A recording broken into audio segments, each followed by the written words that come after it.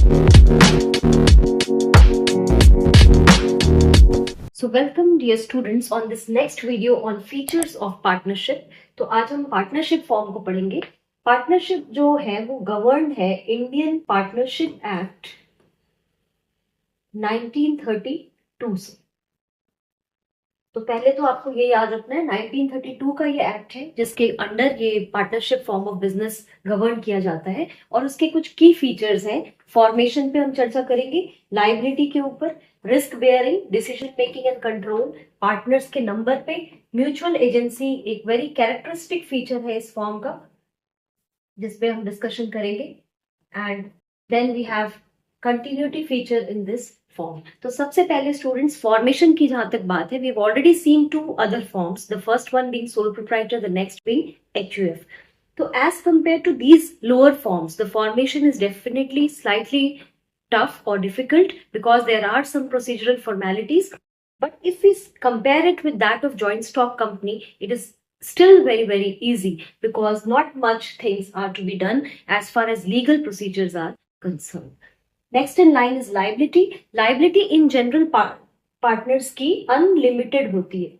आपको ये ध्यान रखना है स्टूडेंट्स, अनलिमिटेड लाइबिलिटी होती है एलएलपी के केस में. Only in case of LLP, as the name says, limited liability partnership, this liability becomes limited. Otherwise unlimited से आप जानते ही हैं कि उनके personal assets, all the partners personal assets can also be taken up in order to pay off the business dates.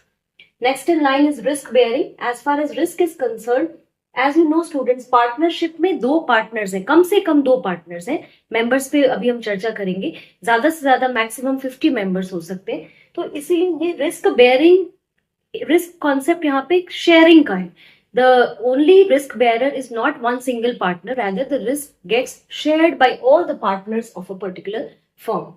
Then decision making and control, again it is all in the hands of all the partners because everybody has a say in the management, unless and until they are maybe the nominal partners. We will discuss in due course.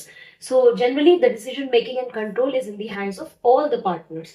Number of partners, as we have just discussed, minimum 2 and maximum 50. This provision is extendable up to 100 if the government prescribes.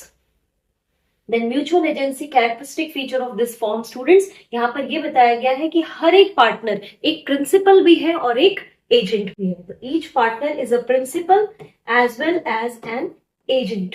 तो जब हम principal की बात करें, यानी कि उसका कहा हुआ सभी को सुनना है, और मतलब एक पार्टनर अगर प्रिंसिपल है तो दूसरा पार्टनर सेम टाइम पर उसका एजेंट बन जाता है क्योंकि वो सुनेगा उसकी बात पे, और दूसरा पार्टनर भी प्रिंसिपल बन जाएगा तो पहले पार्टनर को एजेंट बनना पड़ेगा. So this is a concept of mutual agency. Every partner is a principal as well as agent of the other partner.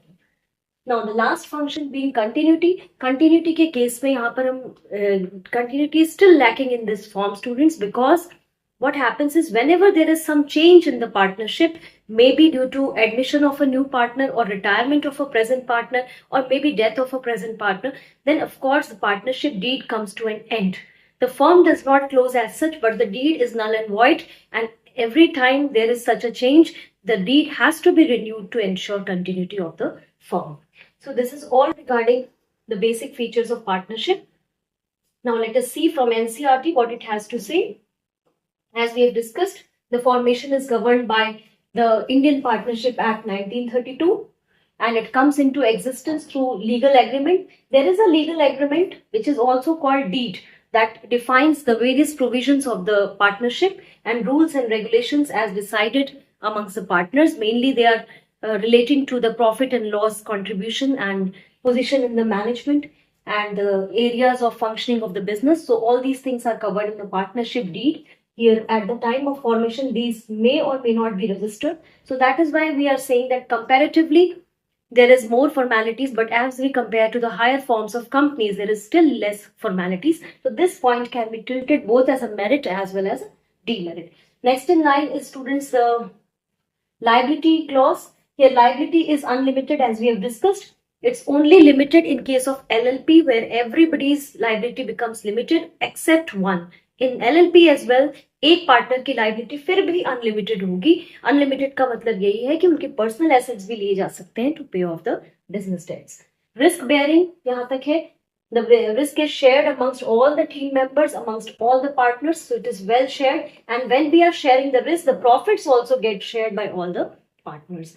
Decision making and control, everybody has a say because it is through mutual consent. Every decision is taken through a mutual consent because there is a concept of mutual agency, as we can see in case of partnership. Because everybody here, NCERT clearly says, students, that in a business carried on by all or any one of the partners acting for all.